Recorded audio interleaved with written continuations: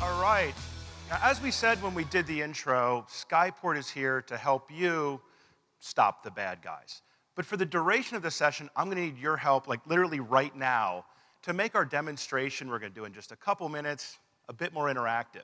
So there's a URL that'll be appearing on one of these screens. Take a look at it. Okay, I know what happens.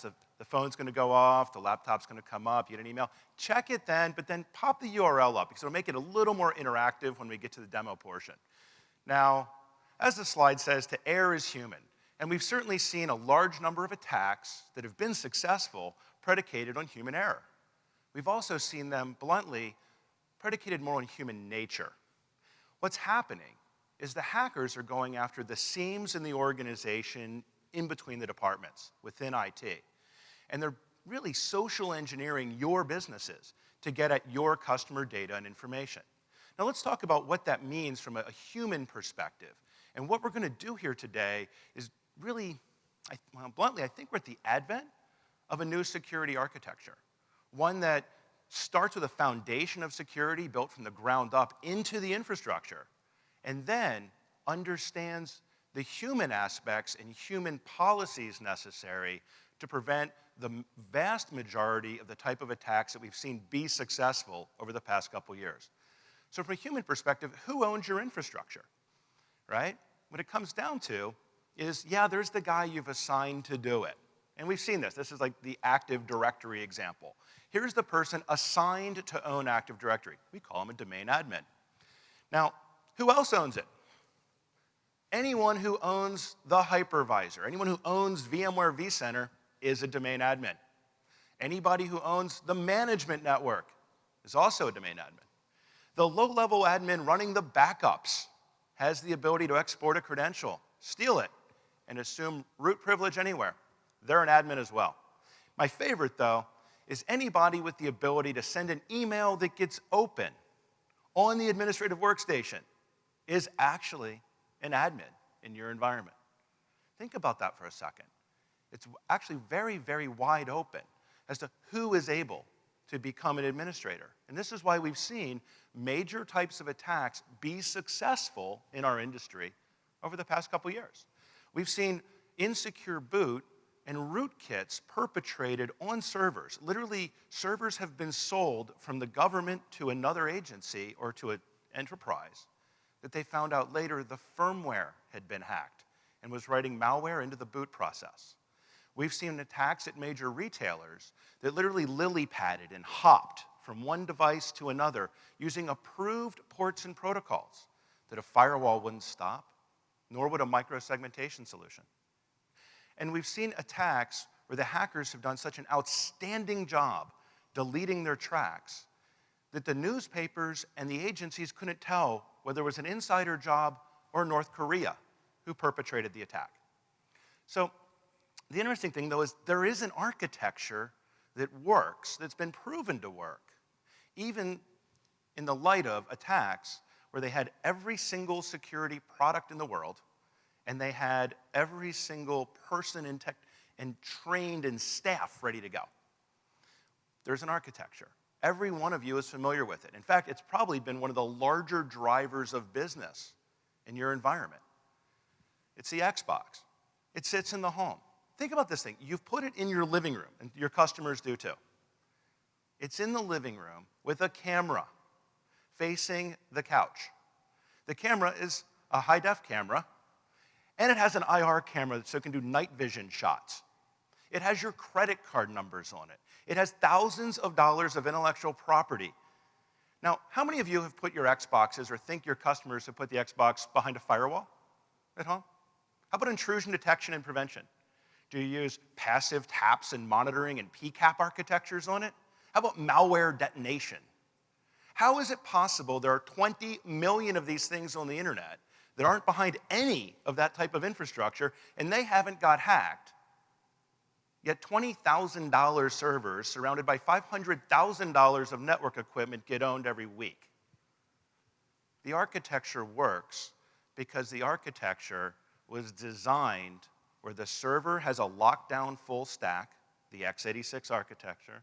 It calls home to Xbox Live and re-verifies itself repatches itself and verifies the software is intact, and then it locks down not only what games you can run, but what games this machine with your account at this time can run. What have we done? We built the same type of technology into a secure architecture and infrastructure platform. A server and computing system that's locked down from the get-go, that it secured in manufacturing and keyed, following a true trusted computing group model that calls home and verifies itself with a remote attestation capability.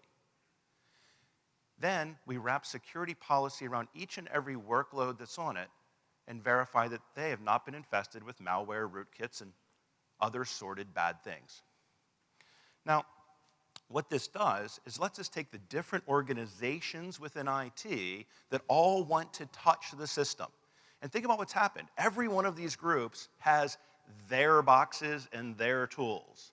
Your network team has their tools. Your security team has their tools.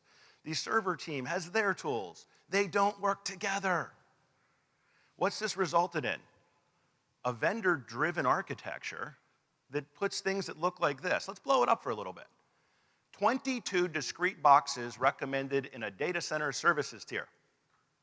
22 separate security boxes that the network team has to stitch and plumb and route things through, that the server team goes, I have to make sure everything goes in the right segment, that makes the application team slow down in how they deliver and develop, that the security team has to then monitor. And how do you even know the logs are intact? How do you even know it got every log message it was supposed to into the fancy CM system you've deployed? What have we done? We built a secure computing foundation on top of an architecture that's well proven, that integrates the ability for each of these organizations to maintain their role and expertise and apply it against a consolidated system where there's no ability to lie about the logs. Nobody can go in and delete their footprints and hide from what they've done or the mistake they made, and no policy can be violated without being audited with full forensics. As an example, let's roll to the demo real quick. Now, I'm joined by Dan back here, and those of you who hit that URL while we've been here have appeared and been logged in the system. What you're seeing left to right, a virtual machine instance of the web server. It's an IIS web server running on an unpatched Windows 2012 R2. Doesn't even have HTTPS turned on. Yet if you check your browser, you're getting SSL with TLS encryption.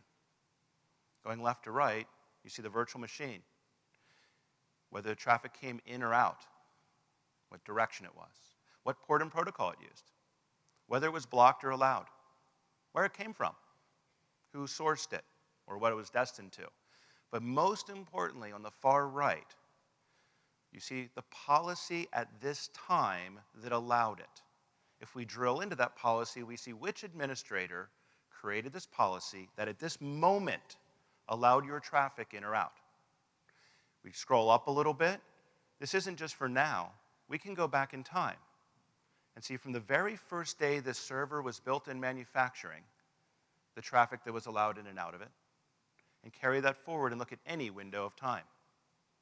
Now, what about these things that violated the policies? How do we know what that was? Traditional switches drop stuff in a counter increments. Firewalls drop, count, and log more effectively. What we've done here is not only drop and count, but all the traffic gets exported to a packet capture device that's also on-prem. For the first time, we see full forensics on every single packet that came in that violated the policies that your team created. We now have the ability to go back and say, who was attacking me? Were they trying to export and exfiltrate data from my business or not? When? Why? With all the data necessary to resolve the problem. Let's move forward some more. The use cases. Where does this make sense? Bluntly, does this architecture make sense for every single server in your environment and in your customers? I would love to say yes, right? The salesperson in me goes, yes, use it everywhere. The reality is it makes sense for critical control point systems, OSS, BSS systems, modular CMTS, Makes sense for your diameter networks where customer records are kept and login and authentications are stored. But it also is designed to be fully remotely manageable, and therefore makes tremendous sense in extending the reach of that trusted network you have into the customer premises and offering a full managed services capability. In the customer prem, housing Active Directory, housing remote branches and environments like that with Active Directory, DNS, DHCP, and some of the other services that are necessary in the branch environment. Or dealing with those out-of-compliance workloads we've all had, those workloads that still run on Windows Server 2003, and we haven't been able to bring them forward. So in short, and in summary, what we've done is built an architecture that doesn't just do what we've done for the last 2 decades and protect data at rest and encrypt it, or encrypt data in flight with VPNs. We're focused on protecting and securing the data at the point of the application being processed, the point where it's the most exposed in an open systems environment. And we're at the point of saying we can be done with 22 discrete components, all managed by different organizations, with no lock or integration between them. We can get rid of the seams in the organization and build policies that work at a human level, the way our organizations are and the way their expertise is aligned, as opposed to building a system with 20-some discrete components by all different vendors and putting the integration burden on yourselves and your organizations. With that, thank you very much.